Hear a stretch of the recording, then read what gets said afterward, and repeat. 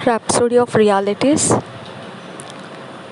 आज मंडे 28 दिसंबर 2020। आज सोमवार 28 दिसंबर 2020।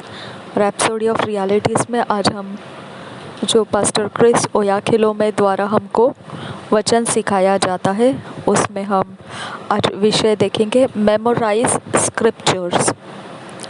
वचन को हमने याद करना है, वचन याद करना। मेमोराइज स्क्रिप्चर्स, वचन याद करना। ये वचन का आधार लिया है जोशुआ 1 चैप्टर 8 वर्स में से। हम इंग्लिश में उसे पढ़ेंगे।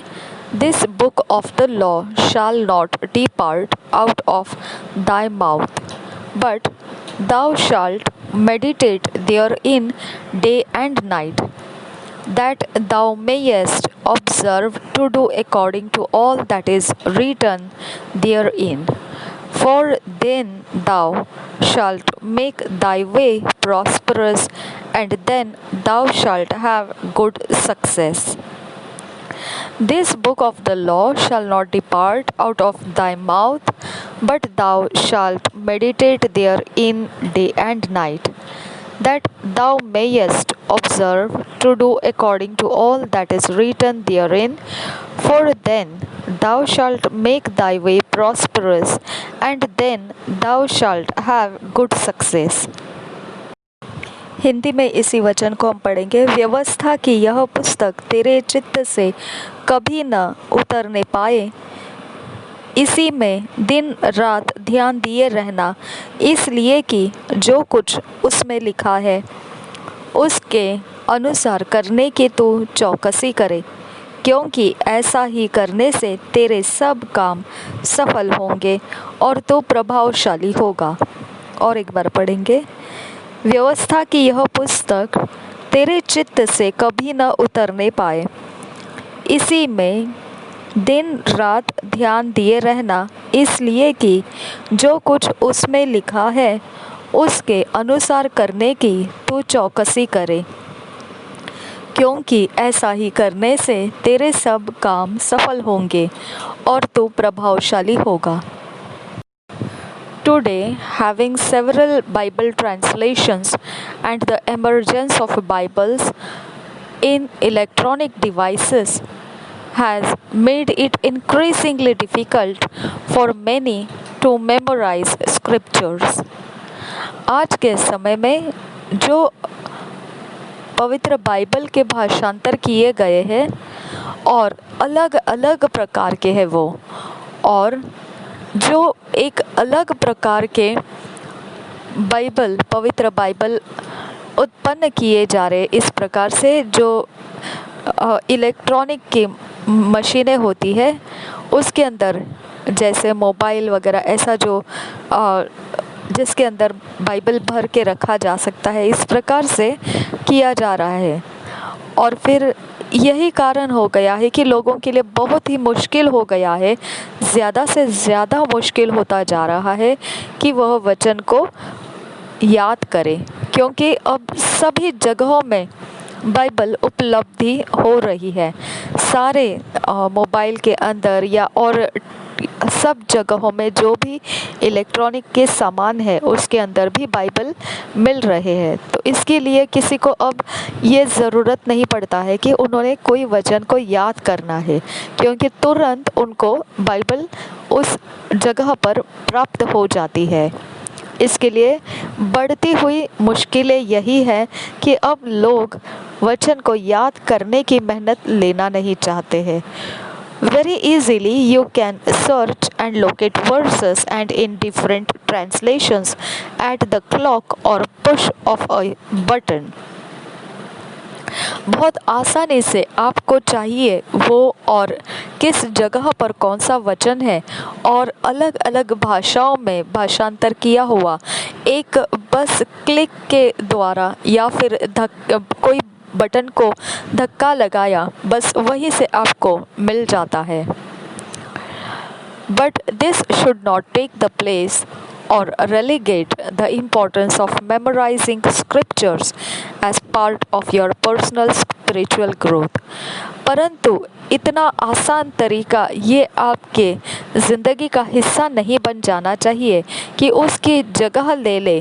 जो याद करने वाले वचन है उसको छोड़कर बस इसी प्रकार के आसान रास्ते से आप वचन को प्राप्त करना शुरू करें, ये होना नहीं चाहिए।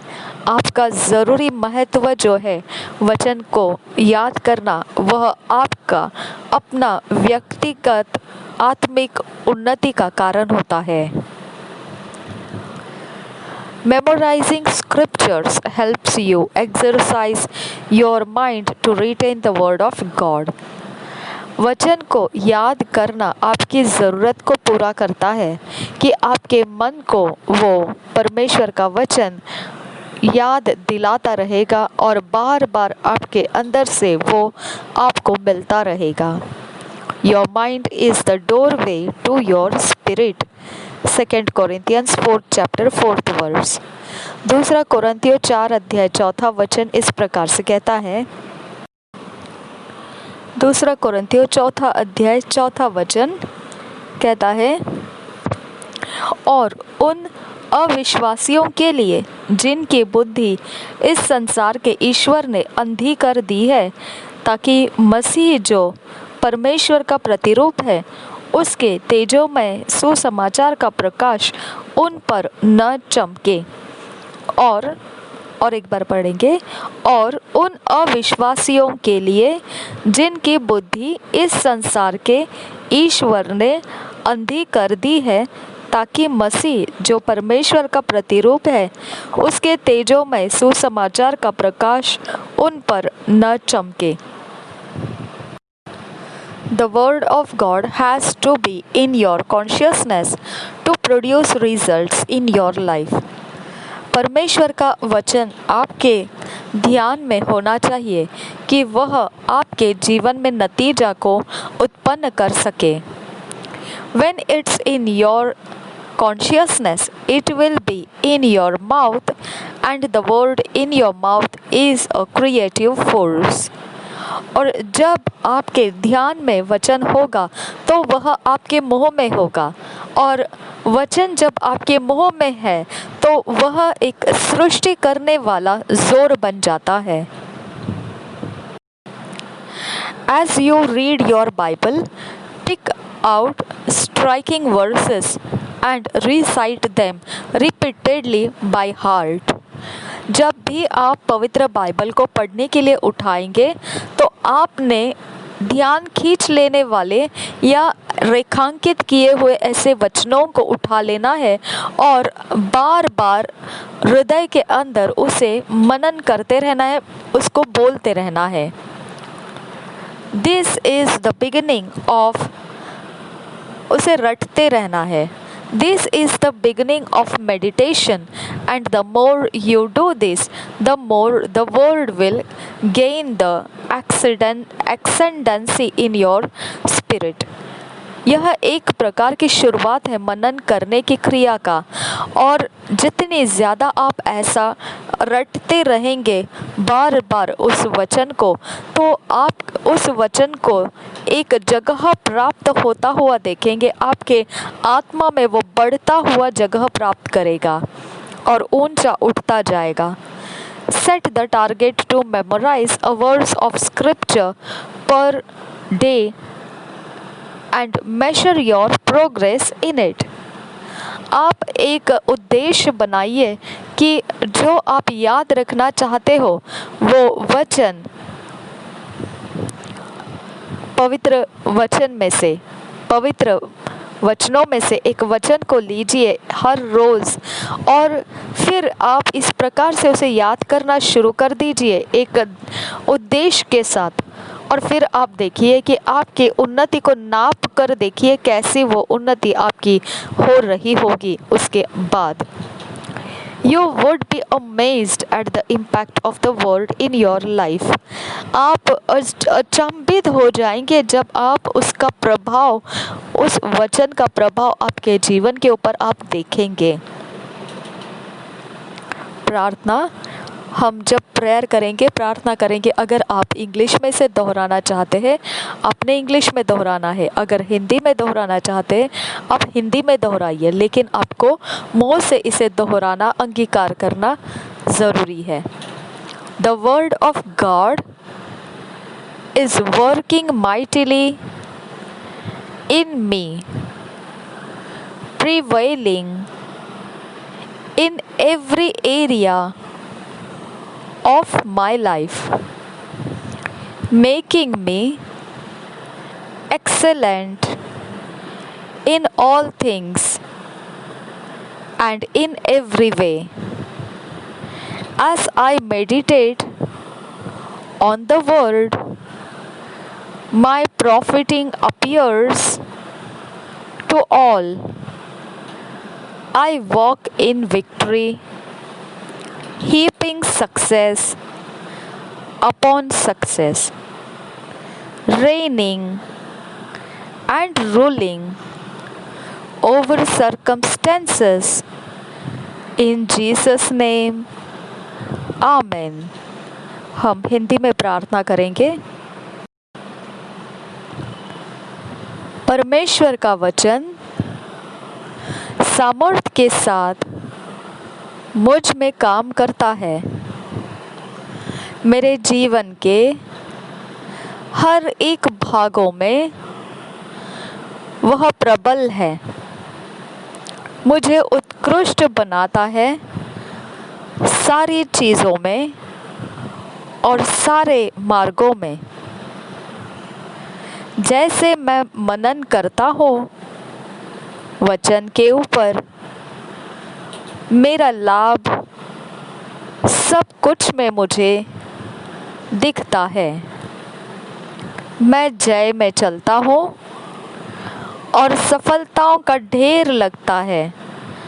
सफलता के ऊपर सफलता, राज्य करना और प्रभुता करना सभी परिस्थितियों के ऊपर, यीशु के नाम में, आमीन। आज जो मनन करने के लिए हमको वचन मिला है वो है 1 Timothy 4th chapter 8th verse, ड्यूटरनॉमी 11th chapter 18th verse, जरमिया 15th chapter 16th verse।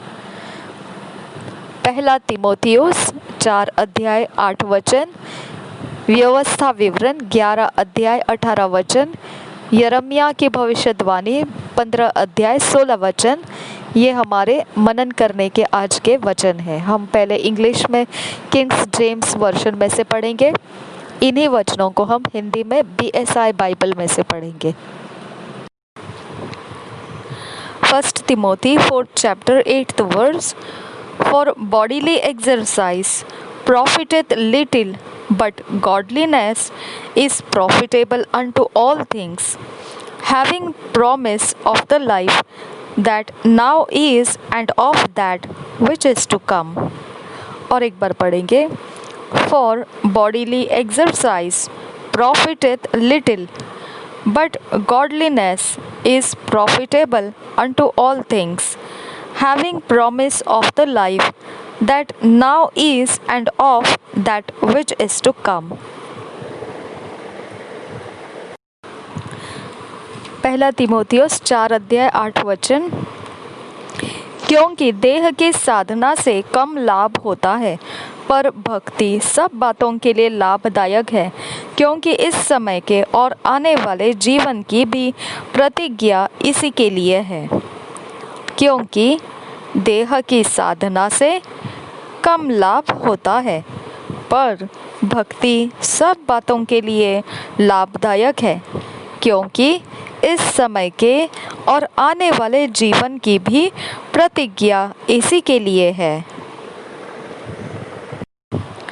ड्यूटरनॉमी 11th chapter 18th verse, therefore shall ye lay up these my words in your heart and in your soul, and bind them for a sign upon your hand, that they may be as frontlets between your eyes, और एक बार पढ़ेंगे, Therefore shall ye lay up this my words in your heart and in your soul, and bind them for a sign upon your hand, that they may be as frontlets between your eyes. व्यवस्था विवरण 11 अध्याय 18 वचन। इसलिए तुम मेरे ये वचन अपने अपने मन और प्राण में धारण किए रखना, और चिन्ह के रूप में अपने हाथों पर बांधना, और वे तुम्हारी आंखों के मध्य में टीके का काम दे। और एक बार पढ़ेंगे, इसलिए तुम मेरे ये वचन अपने अपने मन और प्राण में धारण किए रखना, और चिन्ह के रूप में अपने हाथों पर बांधना, और वे तुम्हारी आंखों के मध्य में टीके का काम दे।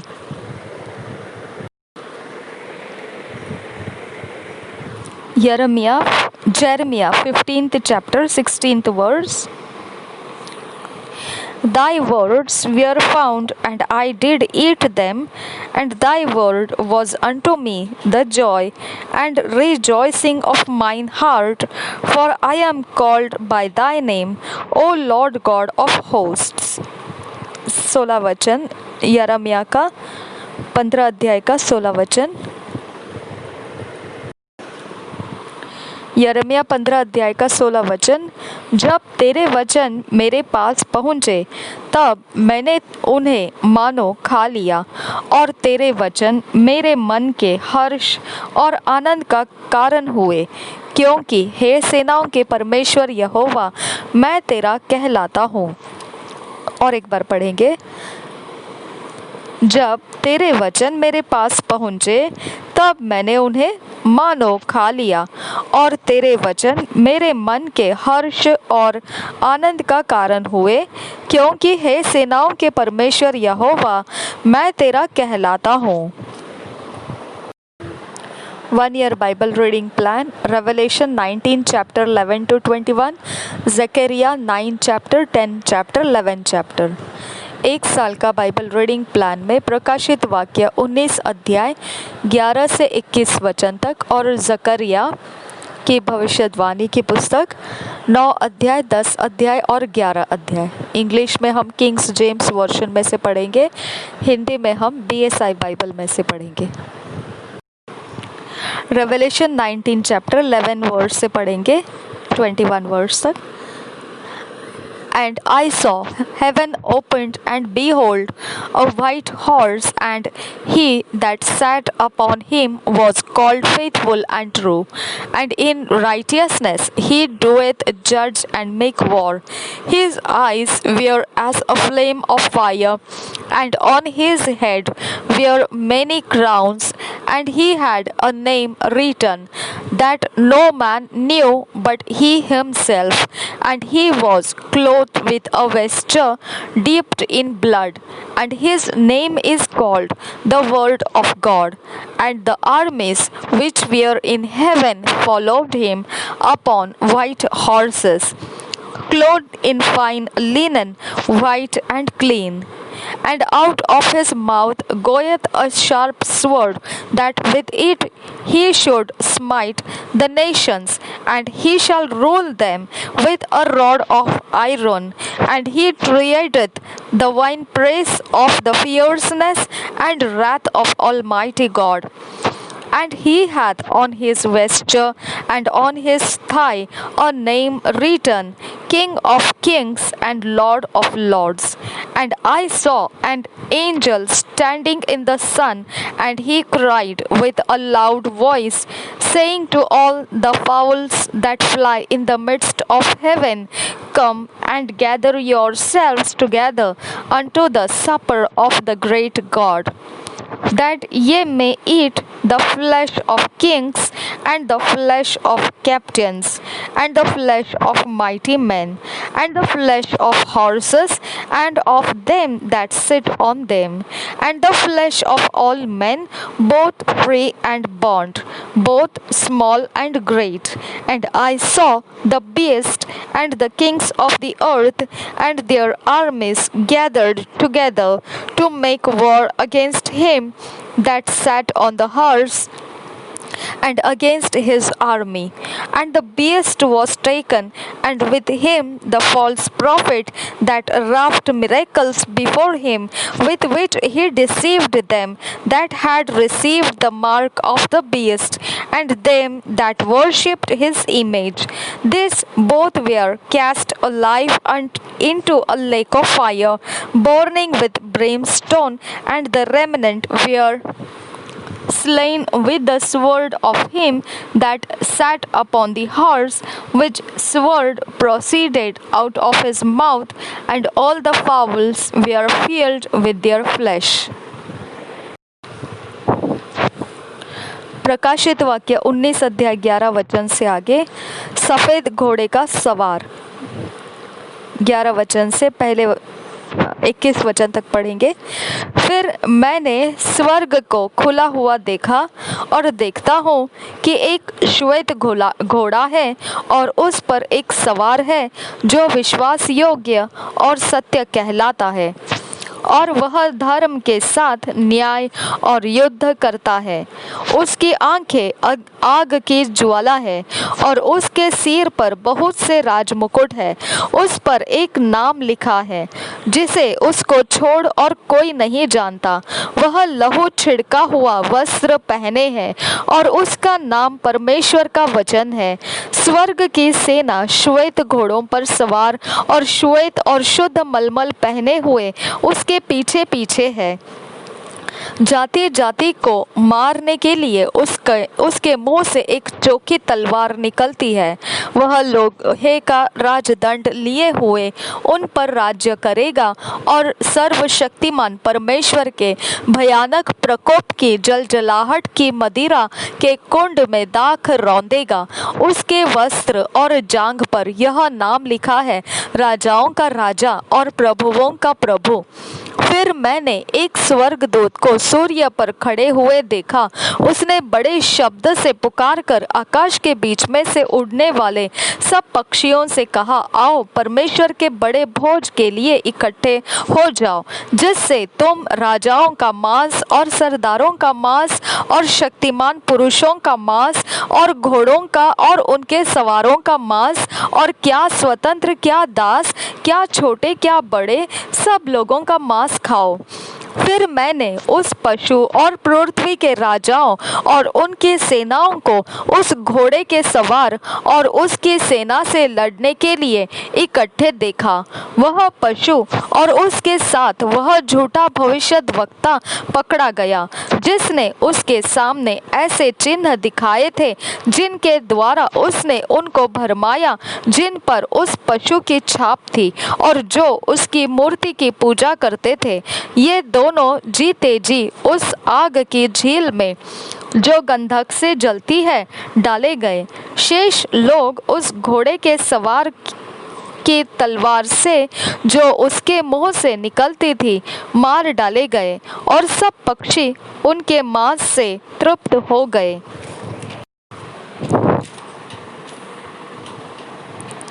जकरिया की भविष्यवाणी 9 अध्याय। जकरिया 9th chapter पहले वर्ष से पढ़ेंगे। God defends his church, Zion exalted to rejoice for the coming of Christ. First verse से, the burden of the word of the Lord in the land of Hadrach and Damascus shall be the rest thereof, when the eyes of man as of all the tribes of Israel shall be toward the Lord, and Hamath also shall border thereby, Tyrus and Zidon, though it be very wise. And Tyrus did build herself a stronghold, and he put up silver as the dust, and fine gold as the mire of the streets. Behold, the Lord will cast her out, and he will smite her power in the sea, and she shall be devoured with fire. Ashkelon shall see it, and fear Gaza also shall see it, and it and be very sorrowful, and Ekron for her expectation shall be ashamed, and the king shall perish from Gaza, and Ashkelon shall not be inhabited, and a bastard shall dwell in Ashdod, and I will cut off the pride of the Philistines, and I will take away his blood out of his mouth, and his abominations from between his teeth, but he that remaineth, even he shall be for our God, and he shall be as a governor in Judah, and Ekron as a Jebusite. And I will encamp about mine house because of the army, because of him that passeth by, and because of him that returneth, and no oppressor shall pass through them any more. For now have I seen with mine eyes. Rejoice greatly, O daughter of Zion, shout, O daughter of Jerusalem. Behold, thy king cometh unto thee. He is just and having salvation, lowly and riding upon an ass, and upon a colt the foal of an ass. And I will cut off the chariot from Ephraim, and the horse from Jerusalem, and the battle bow shall be cut off, and he shall speak peace unto the heathen, and his dominion shall be from sea even to sea, and from the river even to the ends of the earth. As for thee also, by the blood of thy covenant, I have sent forth thy prisoners out of the pit wherein is no water. Turn you to the stronghold, ye prisoners of hope. Even today do I declare that I will render double unto thee, when I have bent Judah for me, filled the bow with Ephraim, and raised up thy sons, O Zion, against thy sons, O Greece, and made thee as the sword of a mighty man. And the Lord shall be seen over them, and his arrows shall go forth as the lightning, and the Lord God shall blow the trumpet, and shall go with whirlwinds of the south. The Lord of hosts shall defend them, and they shall devour and subdue with slain stones, and they shall drink and make a noise as through wine, and they shall be filled with bowls, filled like bowls, and as the corners of the altar. And the Lord their God shall save them in that day as the flock of his people. For they shall be as the stones of a crown, lifted up as an ensign upon his land. For how great is his goodness, and how great is his beauty! Corn shall make the young men cheerful, and new wine the maids. Chapter 10. God to be served unto, and not idols. As he visited his flock for sin, so will he save and restore them. Ask ye of the rain, ask ye of the Lord rain in the time of the latter rain. So the Lord shall make bright clouds, and give them showers of rain to every one grass in the field. For the idols have spoken vanity, and the diviners have seen a lie, and have told false dreams. They comfort in vain, therefore they went their way as a flock. They were troubled because there was no shepherd. Mine anger was kindled against the shepherds, and I punished the goats. For the Lord of hosts hath visited his flock, the house of Judah, and hath made them as his goodly horse in the battle. Out of him came forth the corner, out of him the nail, out of him the battle bow, out of him every oppressor together. And they shall be as mighty men which tread down their enemies in the mire of the streets in the battle, and they shall fight because the Lord is with them, and the riders of horses shall be confounded. And I will strengthen the house of Judah, and I will save the house of Joseph, and I will bring them again to place them, for I have mercy upon them, and they shall be as though I had not cast them off, for I am the Lord their God, and will hear them. And they of Ephraim shall be like a mighty man, and their heart shall rejoice as through wine. Yea, their children shall see it and be glad. Their heart shall rejoice in the Lord. I will hiss for them and gather them, for I have redeemed them, and they shall increase as they have increased. And I will sow them among the people, and they shall remember me in far countries, and they shall live with their children and turn again. I will bring them again also out of the land of Egypt, and gather them out of Assyria, and I will bring them into the land of Gilead and Lebanon, and place shall not be found for them. And he shall pass through the sea with affliction, and shall smite the waves in the sea, and all the deeps of the river shall dry up, and the pride of Assyria shall be brought down, and the scepter of Egypt shall depart away. And I will strengthen them in the Lord, and they shall walk up and down in his name, saith the Lord. Chapter 11. Destruction of Jerusalem. By a type is shown Christ's care for his flock. Open thy doors, O Lebanon, that the fire may devour thy cedars.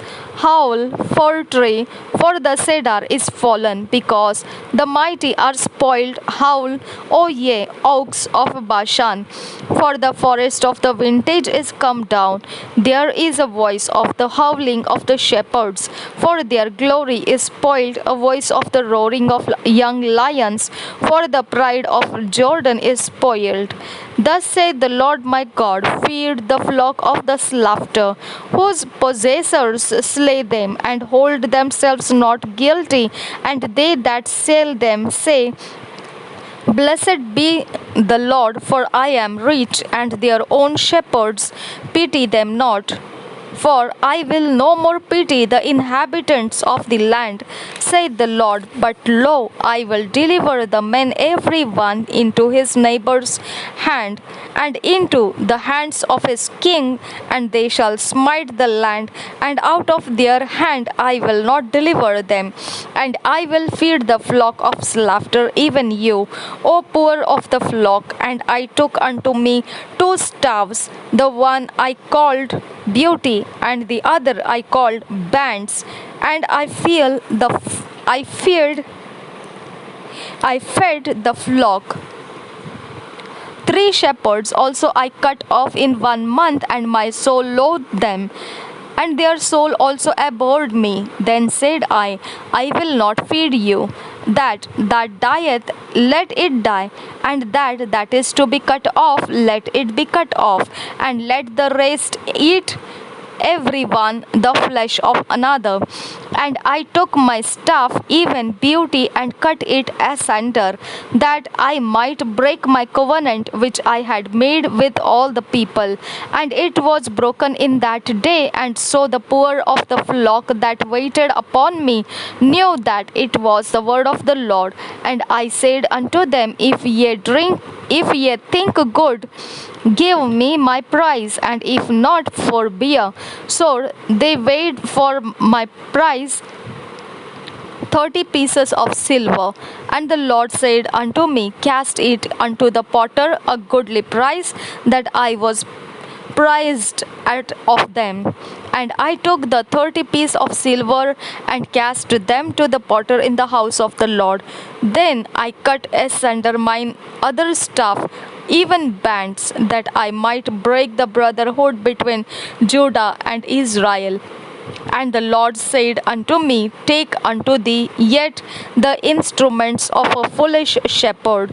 For, lo, I will raise up a shepherd in the land which shall not visit those that be cut off, neither shall seek the young one, nor heal that is broken, nor feed that standeth still, but he shall eat the flesh of the fat, and tear their claws in pieces.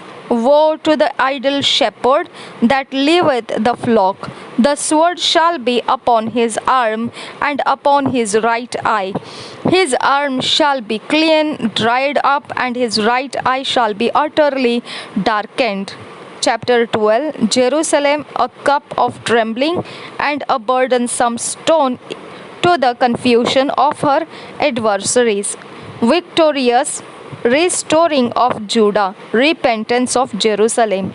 First verse, the burden of the word of the Lord for Israel, saith the Lord, which stretcheth forth the heavens, and layeth the foundation of the earth, and formeth the spirit of man within him. Behold, I will make Jerusalem a cup of trembling unto all the people round about, when they shall be in the siege both against Judah and against Jerusalem. And in that day will I make Jerusalem a burdensome stone for all people. All that burden themselves with it shall be cut in pieces, though all the people of the earth be gathered together against it. In that day, saith the Lord, I will smite every horse with astonishment, and his rider with madness, and I will open mine eyes upon the house of Judah, and will smite every horse of the people with blindness. And the governors of Judah shall say in their heart, The inhabitants of Jerusalem shall be my strength in the Lord of hosts their God. In that day will I make the governors of Judah like an hearth of fire among the wood, and like a torch of fire in a sheaf, and they shall devour all the people round about on the right hand, on the left, and Jerusalem shall be inhabited again in her own place, even in Jerusalem. The Lord also shall save the tents of Judah first, that the glory of the house of David and the glory of the inhabitants of Jerusalem do not magnify themselves against Judah. In that day shall the Lord defend the inhabitants of Jerusalem, and he that is feeble among them at that day shall be as David, and the house of David shall be as God, as the angel of the Lord before them. And it shall come to pass in that day that I will seek to destroy all the nations that come against Jerusalem, and I will pour upon the house of David and upon the inhabitants of Jerusalem the spirit of grace and of supplications, and they shall look upon me whom they have pierced, and they shall mourn for him as one mourneth for his only son, and shall be in bitterness for him, as one that is in bitterness for his firstborn. In that day shall there be a great mourning in Jerusalem, as the mourning of Hadad-Rimon in the valley of Megiddon. And the land shall mourn every family apart, the family of the house of David apart, and their wives apart, the family of the house of Nathan apart, and their wives apart, the family of the house of Levi apart, and their wives apart, the family of Shimei apart, and their wives apart, all the families that remain, every family apart, and their wives apart.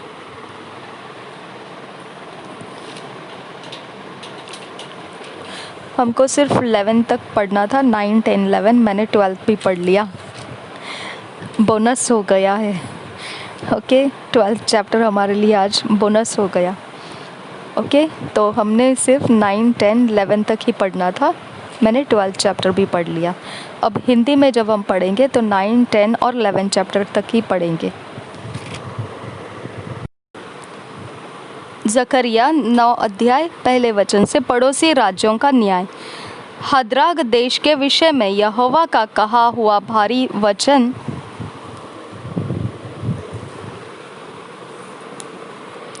जो दमिश्क पर भी पड़ेगा, क्योंकि यहोवा की दृष्टि मनुष्य जाति की और इस्राएल के सब गोत्रों की ओर लगी है, हमात की ओर जो दमिश्क के निकट है, और सोर और सीदोन की ओर, ये तो बहुत ही बुद्धिमान है। सोर ने अपने लिए एक गढ़ बनाया और धूल के किनकों के समान चांदी और सड़कों की कीच के समान चोखा सोना बटोर रखा है।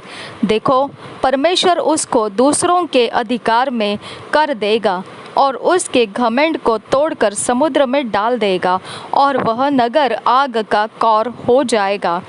यह देखकर अश्कलोन डरेगा, गाजा को दुख होगा और एक्रोन भी डरेगा, क्योंकि उसकी आशा टूटेगी।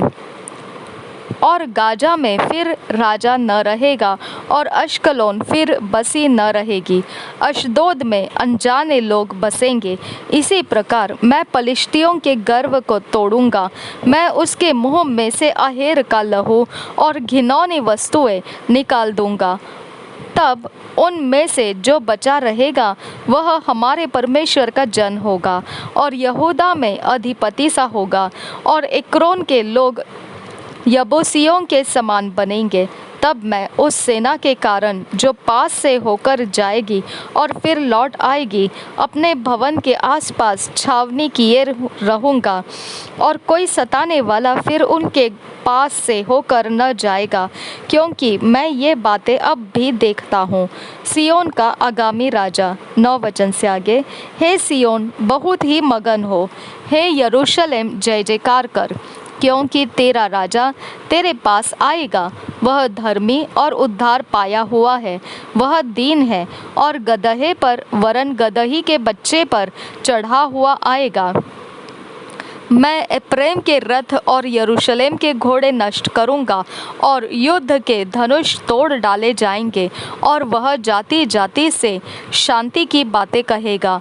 वह समुद्र से समुद्र तक और महानद से पृथ्वी के दूर दूर के देशों तक प्रभुता करेगा। परमेश्वर के जनों की पुनः प्रतिष्ठा। तो भी सुन, 11 वचन से आगे।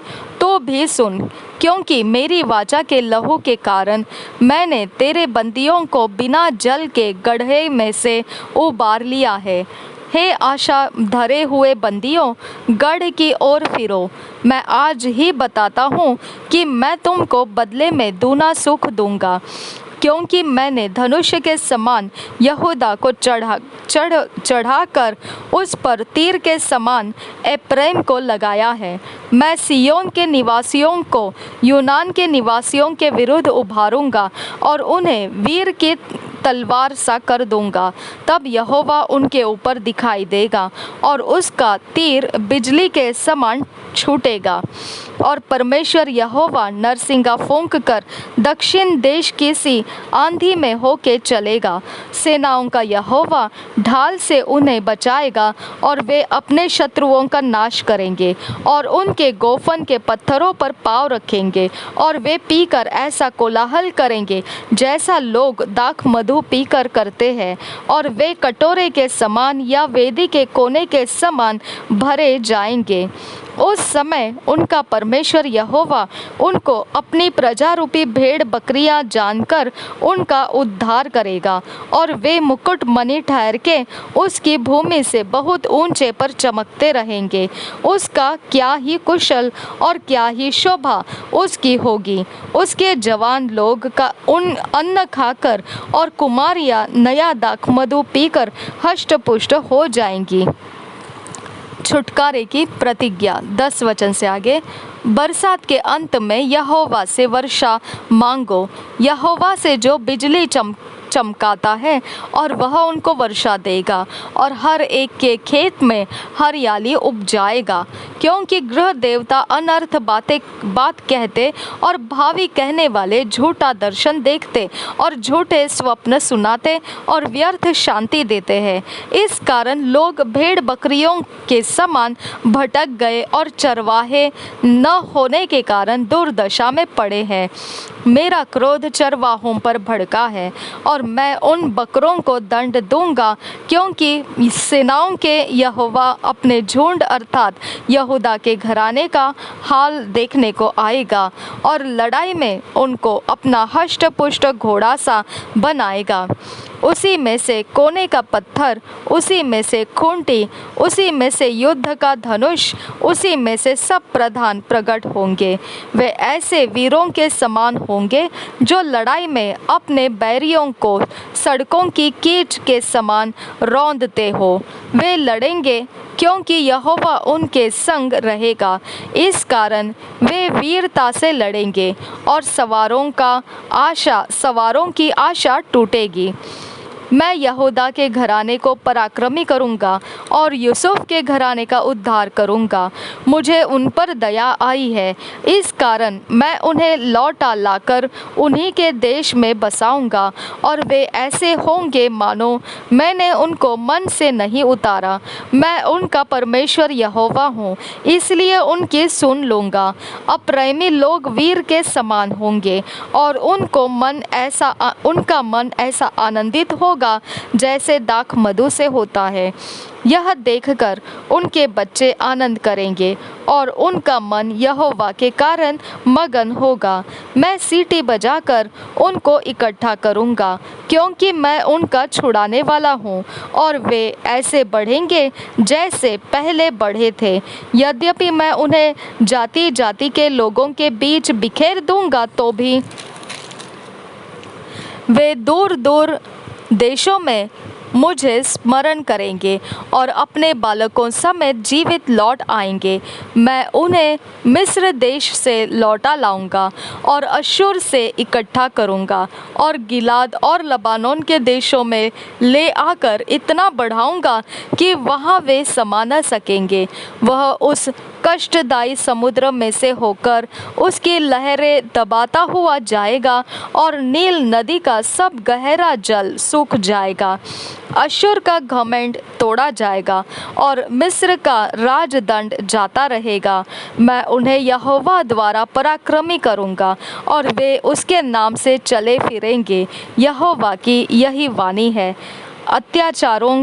अत्याचारियों का पतन। 11 अध्याय पहले वचन से।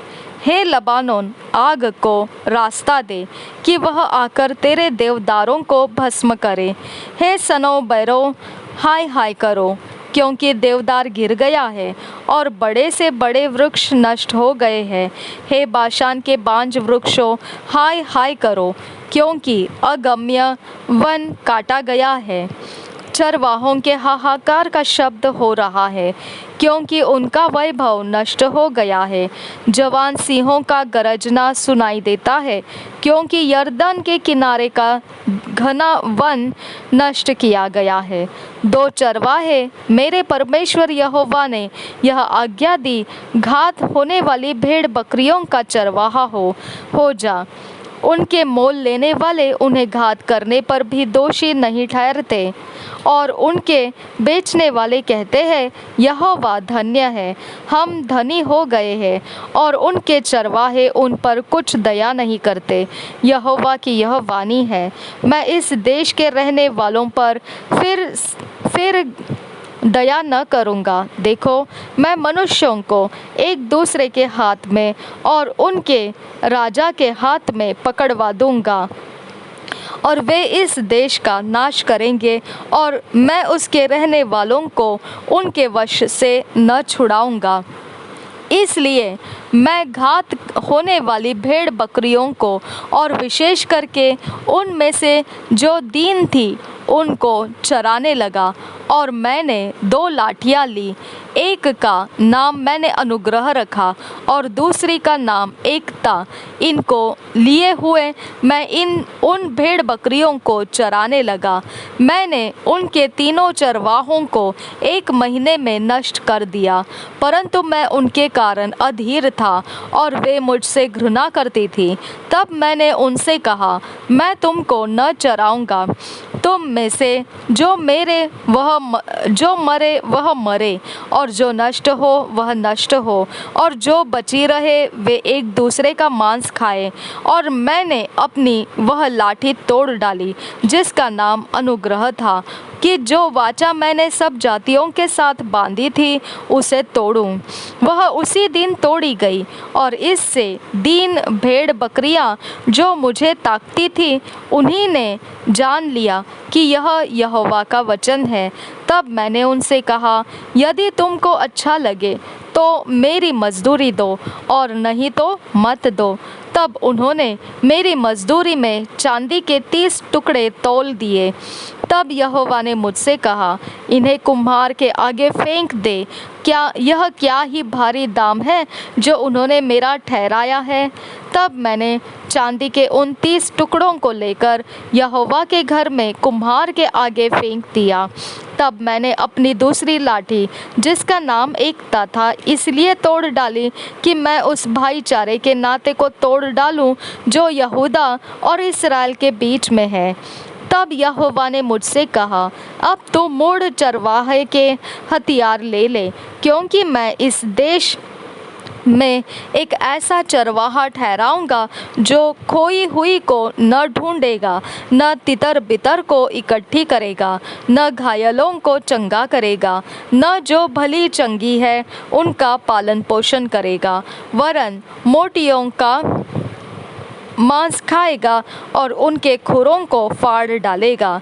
हाय उस निकम्मे चरवाहे पर जो भेड़ बकरियों को छोड़ जाता है। उसकी बाह और दाहिनी आँख दोनों पर तलवार लगेगी, तब उसकी बाह सूख जाएगी और उसकी दाहिनी आँख फूट जाएगी।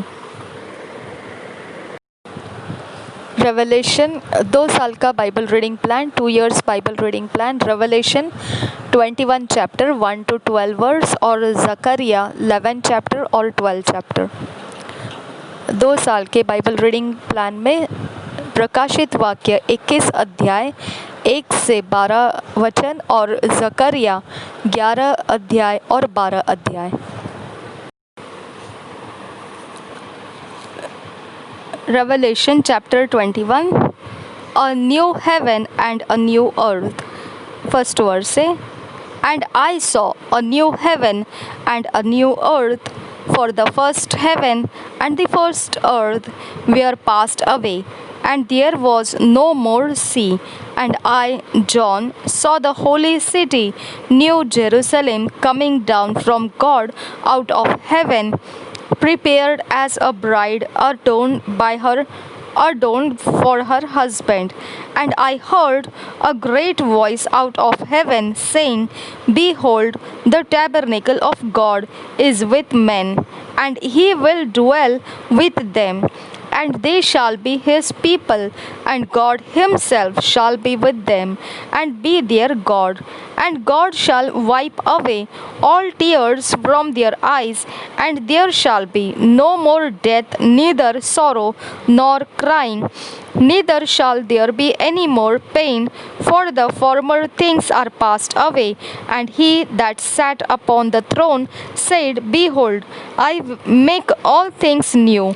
And he said unto me, write, for these words are true and faithful. And he said unto me, it is done. I am Alpha and Omega, the beginning and the end. I will give unto him that is athirst of the fountain of the water of life freely. He that overcometh shall inherit all things, and I will be his God, and he shall be my son. But the fearful and unbelieving, the abominable and murderers, and whoremongers, and sorcerers, and idolaters, and all liars shall have their part in the lake which burneth with fire and brimstone, which is the second death. And there came unto me one of the seven angels, which had the seven vials full of the seven last plagues, and talked with me, saying, Come hither, I will shew thee the bride, the Lamb's wife. And he carried me away in the spirit to a great and high mountain, and shewed me that great city, the holy Jerusalem, descending out of heaven from God, having the glory of God, and her light was like unto a stone most precious, even like a jasper stone, clear as crystal, and had a wall great and high, and had 12 gates, and at the gates 12 angels, and names written thereon, which are the names of the 12 tribes of the children of Israel. प्रकाशित वाक्य 21 अध्याय 1 वचन से 12 वचन तक। नया आकाश और नई पृथ्वी। फिर मैंने नए आकाश और नई पृथ्वी को देखा, क्योंकि पहला आकाश और पहली पृथ्वी जाती रही थी और समुद्र भी न रहा। फिर मैंने पवित्र नगर नए यरूशलेम को स्वर्ग से परमेश्वर के पास से उतरते देखा। वह उस दुल्हन के समान थी जो अपने पति के लिए श्रृंगार किए हो। फिर मैंने सिंहासन में से किसी को ऊंचे शब्द से यह कहते हुए सुना, देख, परमेश्वर का डेरा मनुष्यों के बीच में है। वह उनके साथ डेरा करेगा और वे उसके लोग होंगे, और परमेश्वर आप उनके साथ रहेगा और उनका परमेश्वर होगा। वह उनकी आंखों से सब आंसू पोंछ डालेगा, और उसके बाद मृत्यु न होगी, और न शोक, न विलाप, न पीड़ा रहेगी। पहली बातें जाती रहे। जो सिंहासन पर बैठा था उसने कहा, देख, मैं सब कुछ नया कर देता हूँ। फिर उसने कहा, लिख ले, क्योंकि ये वचन विश्वास के योग्य और सत्य है। फिर उसने मुझसे कहा, ये बातें पूरी हो गई है। मैं अल्फा और ओमेगा, आदि और अंत हूँ। मैं प्यासे को जीवन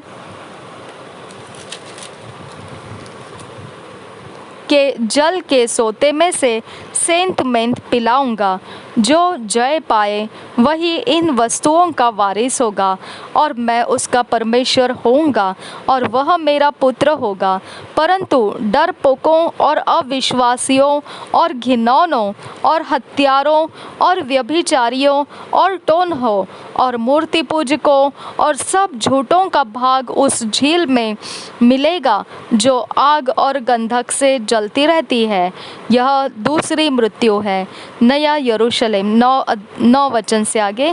फिर जिन 7 स्वर्गदूतों के पास 7 अंतिम विपत्तियों से भरे हुए 7 कटोरे थे, उनमें से एक मेरे पास आया और मेरे साथ बातें करके कहा, इधर आ, मैं तुझे दुल्हन अर्थात मेमने की पत्नी दिखाऊंगा।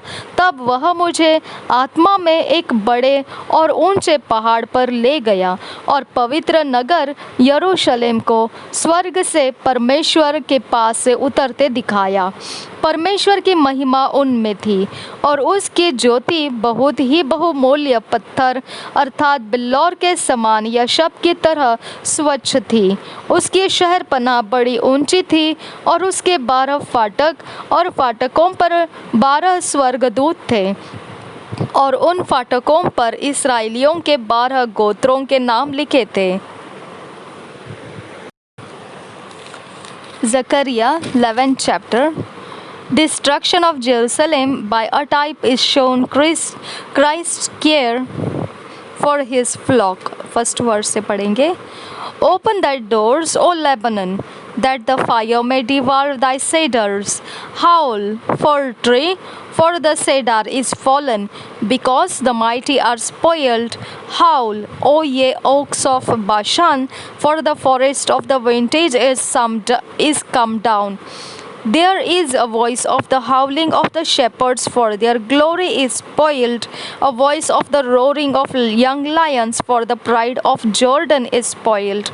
Thus said the Lord my God, feed the flock of the slaughter, whose possessors slay them, and hold themselves not guilty, and they that sell them say, Blessed be the Lord, for I am rich, and their own shepherds pity them not. For I will no more pity the inhabitants of the land, saith the Lord. But lo, I will deliver the men every one into his neighbor's hand, and into the hand of his king, and they shall smite the land, and out of their hand I will not deliver them. And I will feed the flock of slaughter, even you, O poor of the flock. And I took unto me two staves, the one I called beauty, and the other I called bands, and I fed the flock. 3 shepherds also I cut off in 1 month, and my soul loathed them, and their soul was abhorred me. Then said I will not feed you. That dieth, let it die, and that is to be cut off, let it be cut off. And let the rest eat every one the flesh of another. And took my staff, even beauty, and cut it asunder, that I might break my covenant which I had made with all the people. And it was broken in that day. And so the poor of the flock that waited upon me knew that it was the word of the Lord, and said unto them, If ye think good, give me my price, and if not, forbear. So they weighed for my price 30 pieces of silver. And the Lord said unto me, Cast it unto the potter a goodly price, that I was prized at of them. And I took the 30 pieces of silver, and cast them to the potter in the house of the Lord. Then I cut asunder mine other staff, even bands, that I might break the brotherhood between Judah and Israel. And the Lord said unto me, Take unto thee yet the instruments of a foolish shepherd. For lo, I will raise up a shepherd in the land, which shall not visit those that be cut off, neither shall seek the young one, nor heal that is broken, nor feed that standeth still. But he shall eat the flesh of the fat, and tear their claws in pieces. Woe to the idle shepherd that leaveth the flock. The sword shall be upon his arm, and upon his right eye. His arm shall be clean dried up, and his right eye shall be utterly darkened. Chapter 12. Jerusalem, a cup of trembling, and a burdensome store to the confusion of her adversaries. Victorious restoring of Judah, repentance of Jerusalem. The burden of the word of the Lord for Israel, saith the Lord, which stretcheth forth the heavens, and layeth the foundation of the earth, and formeth the spirit of man within him. Behold, I will make Jerusalem a cup of trembling into all the people round about, when they shall be in the siege both against Judah and against Jerusalem. And in that day will I make Jerusalem a burdensome stone for all people. All that burden themselves with it shall be cut in pieces. though all the people of the earth be gathered together against it.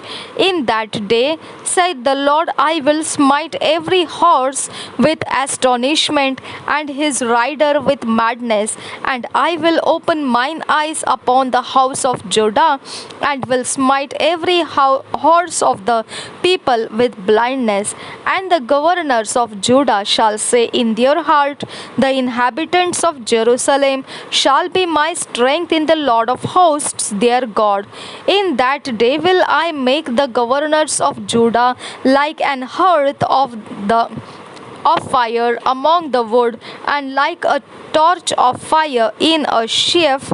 And they shall devour all the people round about on the right hand and on the left, and Jerusalem shall be inhabited again in her own place.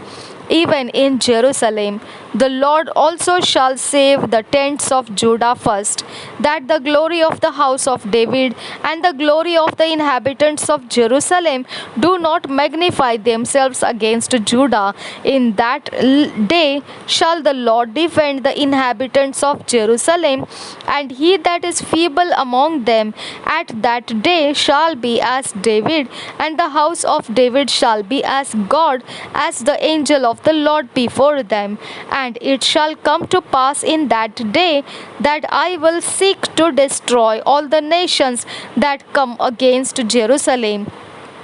And I will pour upon the house of David and upon the inhabitants of Jerusalem the spirit of grace and of supplications, and they shall look upon me whom they have pierced, and they shall mourn for him as one mourneth for his only son, and shall be in bitterness for him, as one that is in bitterness for his firstborn. In that day shall there be a great mourning in Jerusalem, as the mourning of Hadadrimmon in the valley of Megiddon.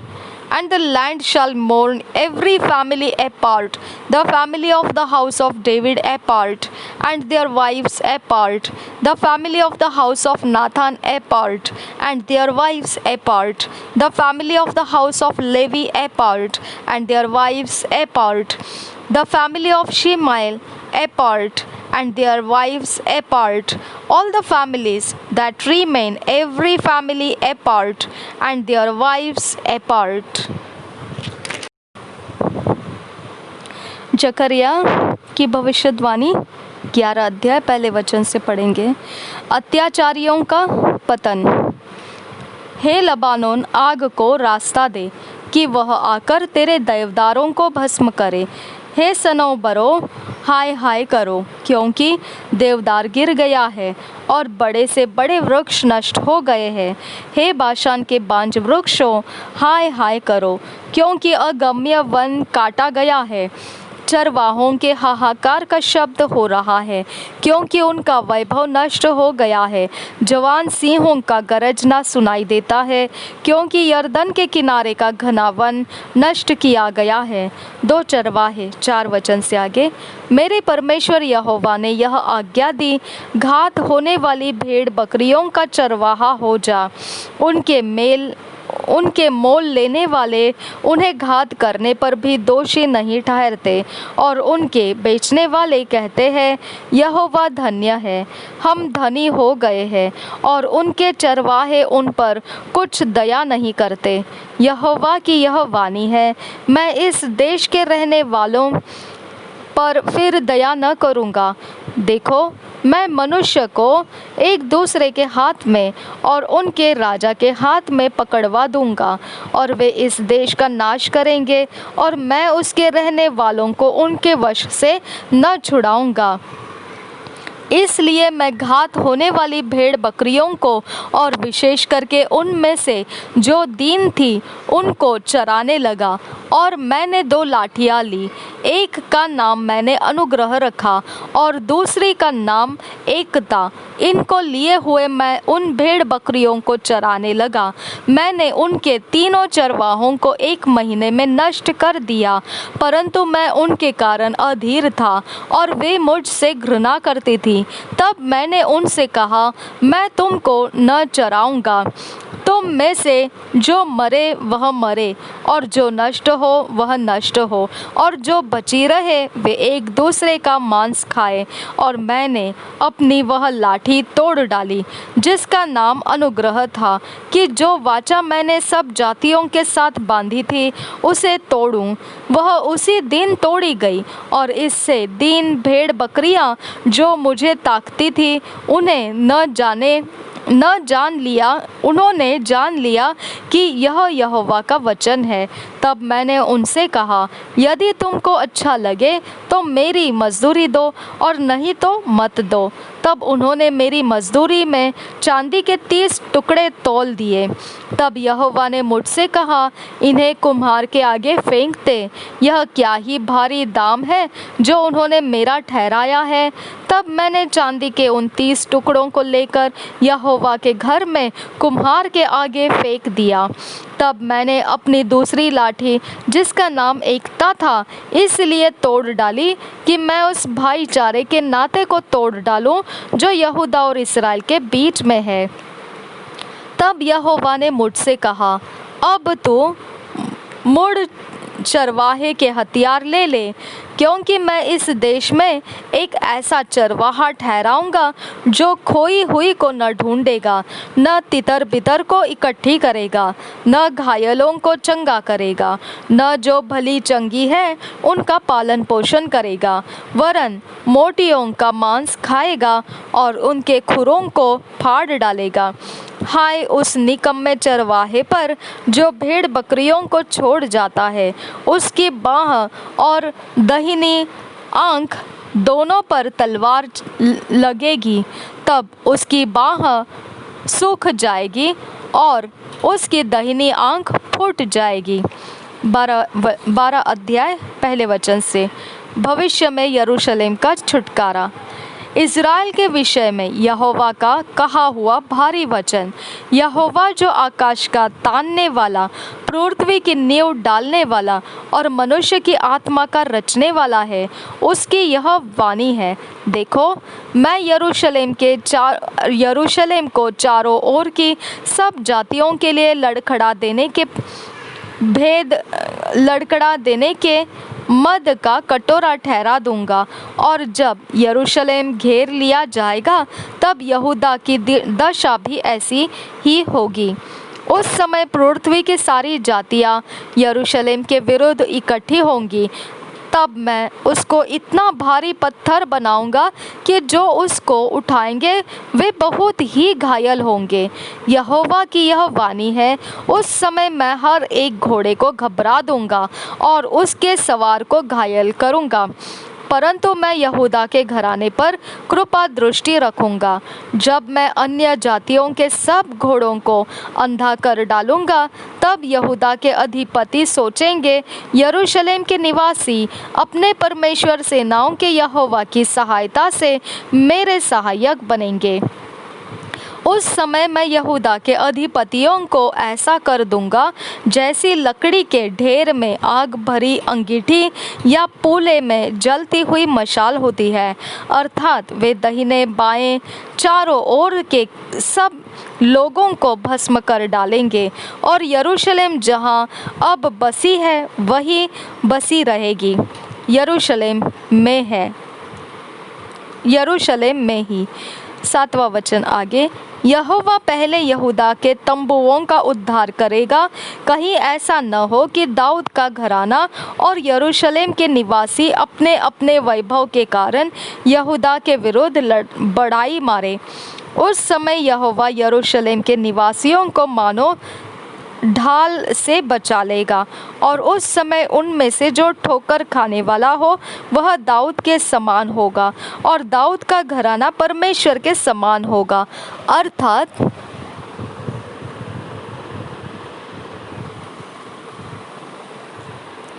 यहोवा के उस दूत के समान जो उनके आगे आगे चलता था। उस समय मैं उन सब जातियों का नाश करने का यत्न करूंगा जो यरूशलेम पर चढ़ाई करेगी। मैं दाऊद के घराने और यरूशलेम के निवासियों पर अपना अनुग्रह करने वाली और प्रार्थना सिखाने वाली आत्मा उंडेलूंगा। तब वे मुझे ताकेंगे, अर्थात जिसे उन्होंने बेधा है, और उसके लिए ऐसे रोएंगे जैसे इकलौते पुत्र के लिए रोते पीटते हैं, और ऐसा भारी शोक करेंगे जैसा पहलौठे के लिए करने हैं। उस समय यरूशलेम में इतना रोना पीटना होगा जैसा मगिद्दोन की तराई में हदद्रिगमोन में हुआ था। सारे देश में विलाप होगा, हर एक परिवार में अलग अलग, अर्थात दाऊद के घराने का परिवार अलग और उसकी स्त्रियां अलग, नातान के घराने का परिवार अलग और उनके स्त्रियां अलग, लेवी के घराने का परिवार अलग और उनके स्त्रियां अलग, शिमियोन का परिवार अलग और उनके स्त्रियां अलग, और जितने परिवार रह गए हो हर एक परिवार अलग अलग और उनके स्त्रियां भी अलग अलग। प्रभु यीशु हम सब के साथ बना रहे। आमीन, आमीन, आमीन।